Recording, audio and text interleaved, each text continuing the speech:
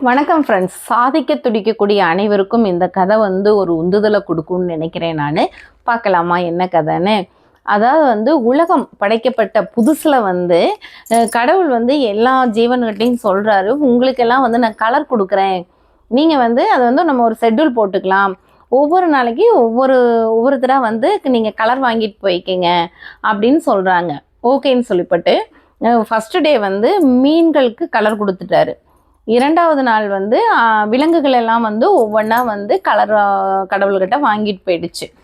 அப்புறம் மூணாவது நாள் பறவைகளுக்காக ஒதுக்கி இருந்தார். அப்போ அந்த எல்லா பறவைகளுமே கலர் வாங்கிட்டு போயிட்டு இருந்துச்சு கடவுள்கிட்ட.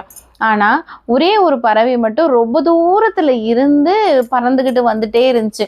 அது வரும்போலையும் மழை, வெயில், அப்புறம் ரொம்ப இடர்களை சந்திச்சு ரொம்ப கஷ்டப்பட்டு பறந்து வரும்போல இருட்டிருச்சு.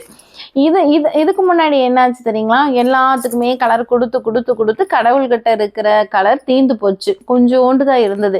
இந்த பறவை வரும்போல சுத்தமாக தீர்ந்துருச்சுங்க. கொஞ்சம் தான் இருக்குது. அப்போ இல்லை, என்கிட்ட கலர் இல்லை அப்படின்னு சொல்லி கடவுள் சொல்லும் போல் இந்த பறவை சொல்லிச்சு, இப்படி சொல்லாதீங்க, நான் ரொம்ப தூரத்துலேருந்து பறந்து வந்திருக்கேன், எனக்கு இந்த ஒயிட் கலரில் இருக்க பிடிக்கல, எனக்கு நீங்கள் கலர் கொடுங்க அப்படிங்கும் போல் கடவுளுக்கு சரி அந்த பறவை சொல்கிறதும் நியாயமாகப்பட்டது. என்ன பண்ணுச்சு, சரி நான் எல்லாரும் கலரையும் கொடுத்துக்கிட்டதுனால எனக்கு மிச்சம் இருக்கிற கலரெல்லாம் உன் மேலே தெளிக்கிறேன்னு சொல்லி போட்டு இருக்கிற எல்லா கலரையுமே குட்டி குட்டியாக தொளிச்சு விட்டுதாமா. அப்படி உருவானதாங்க பஞ்சவர்ண கிளி. பஞ்சவர்ண கிளி ரொம்ப தூரத்துல இருந்து பறந்து வந்தாலுமே அது ஏதோ ஒரு கலரை எதிர்பார்த்து தான் வந்தது. ஆனால் பஞ்சவர்ண கிளிக்கு எவ்வளோ கலர் கிடச்சிருக்குது பார்த்தீங்களா? இதுலேருந்து என்ன தெரியுது? நம்ம விடாமுயற்சியோட ஒரு விஷயத்துக்காக போராடணும்னா, பாடுபட்டோம்னா கண்டிப்பாக நம்மளுக்கு வெற்றி நிச்சயங்க.